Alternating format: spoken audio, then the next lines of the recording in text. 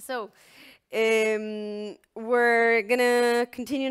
We kind of like went off subject here, but somebody asked Jenny, I have been trying to be, a gentleman to women. I want you to tell me how to make a woman fall in love with me. He says, it says, I've done everything. Maybe they don't understand that men can be a gentleman, that you can be sincere with them, that you can, treat them with the truth, but nothing works. It's like women like to be treated bad. Oh God. Okay. Unfortunately, men that say these kind of things end up actually changing, and you start being a-holes. So it's crucial that you ask that. No. Okay. Anything that I ever say in the show doesn't mean it's right or wrong. It's just my opinion. You could take it or leave it. Doesn't matter. And most importantly, do not generalize. Okay, there are always exceptions. So I'm gonna give you an answer, and it's gonna be this one. There there's a specific amount of women that have unfortunately been through negative situations in their life with men. When I mean negative situations, I mean they've been heartbroken a couple of times. That starts creating a shield in them, okay? And not only the shield that we talk about sometimes that it's sexual, but also a sentimental shield. Also, if this person has had, let's say, if this woman has had several relationships with sex, and they've ended up in nothing but the guy using the woman, which happens a lot, especially in teenage years, especially today, then that woman does create not a sentimental shield and a sensible spots shield. That is something that has to do with sexology, but I'm not talking about that today.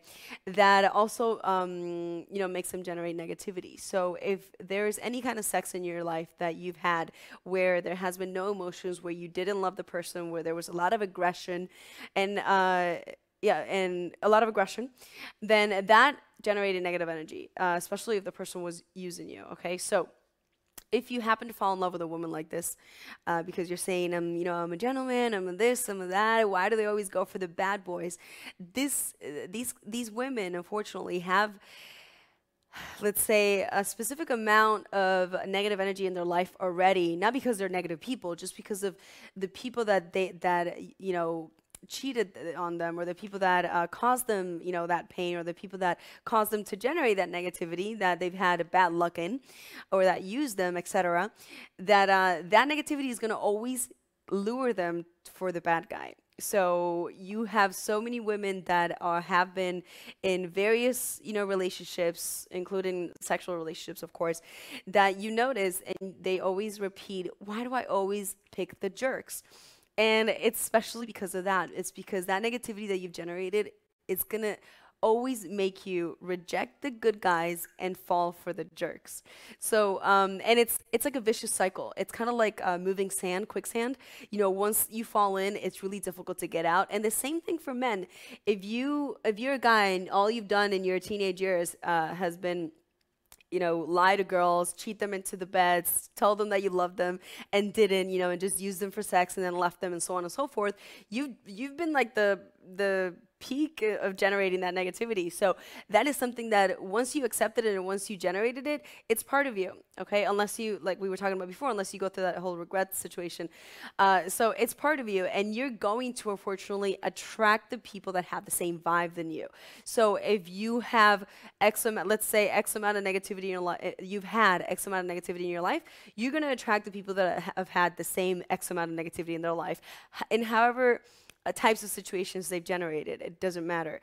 So unfortunately, that's what I mean by quicksand. It's once you fall in, it's kind of like something that is really difficult to get out of. So I've always recommended to girls, when you like a guy, but you see that he's too good for you, in the sense that he's too much of a mama's boy, or too good, in the sense where you need more adventure, or more of a bad boy in your hands. Do not listen to those thoughts. You need to try it, and I promise you'll probably be thanking me later, and it's probably going to be the person of your life, because those thoughts that you're having of needed more adventure, or those thoughts that you might have in of needing somebody that's more of a bad boy, are specifically what is keeping you in that constant repetition of doing the same mistake over and over again, and attracting the same kind of guys over and over again. So you are responsible for whatever it is that you're attracting today. You need to understand that. So for guys that are tired of being gentlemen and not being respected because you're gentlemen, and you always say, oh, the women always go for the bad guys. know you cannot change. You cannot, because of the mistakes of other people, you can't make yourself change as a person. On the contrary, what I would say is maybe you're barking at the wrong tree. Maybe you're trying to seduce the wrong women. Maybe you need to stop trying and just allowing yourself to have friendships first without the intention of having a relationship. And sooner or later, you're going to fall into the right one. You're going to fall into one that does see you for who you are and does and has the same energy that you have, same positive vibes, and doesn't need anything weird, in their life because of things that they might have been through. So it's just a matter of time. Be patient. Do not change. Do not become a bad guy. And just I know it might suck. It might suck to be alone. It might suck to be lonely. But if you want something durable and to last, you need to be patient and do not change. If you're tired of not getting the girl, then it's probably because it wasn't the right girl for you. And that's kind of what we were talking about at the beginning. What if that should have happened? No, no, no, no. Sometimes you think that is the right person for you, and it's the total opposite what you need. And I'm talking about that like by experience. When me and Erika met, like we both looked at each other like, okay, we're working together, but we totally like did not think of each other as anything as a couple wise at all, because we had something else in mind, totally different in mind. And then, a year went by and we noticed that we balance each other perfectly, and we balance each other perfectly today. So sometimes what you think is the right for you is specifically what you not need to be looking for. So just be patient. All right. Let's see. All right, good. It is, what time is it? 11:47. We have 10 minutes left, and then we'll continue for our members. Hey, the one, welcome. Like the outfit, for some reason, it just has a Spanish look to me. A Spanish look. We all judge people at one time or another for about a minute or so. We do it without thinking. We're human after all. I feel like the main thing is not to be judgmental on every little thing that you encounter in life to the point where it starts to change lifestyles, your bonds with your family or friends. You made me happy. I am very different and I love your show and ideas. That is all. You're great. Great advice. I will try this meditation. Everything we do out of the motivation to pleasure our inner selves, whether we perform an act that is good or evil, selfless or selfish, brave or cowardly, we do it only to secure our own spiritual comfort. That was deep. It's true. We are all selfish, and one way or another. I think it's just like you said, the judgment part. It's part of our DNA. It's part of our human nature kind of thing. Okay. No, we do English and Spanish, guys. It's just that sometimes, for some reason, it always takes longer to translate in Spanish to get the message to than in English. Muy bien. Me gustaría que dieras consejos sobre cómo practicar el nudismo. ¿Cómo practicar el nudismo? El nudismo no es algo que lo puedes practicar. El nudismo es algo que, o sea, si tú te gusta estar sin ropa, vas a estar sin ropa y punto. O sea, eso empieza creo que en tu casa, ¿no?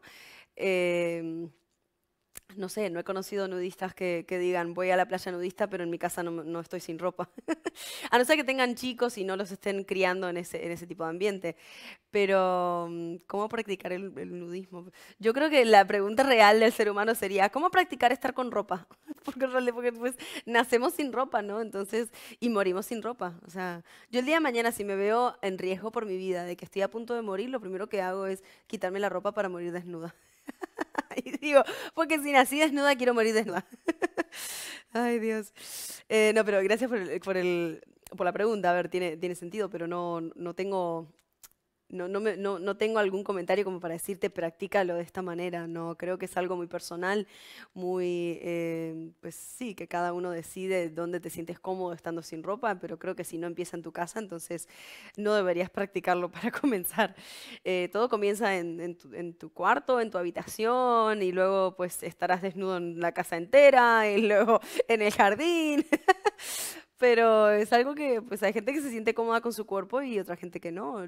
Por supuesto de que es altamente liberante sentirte pues 100% cómodo con tu cuerpo, sin importar pues qué tamaño o cómo te veas, ¿no? Pero de a poquito, así es como lo puedes practicar.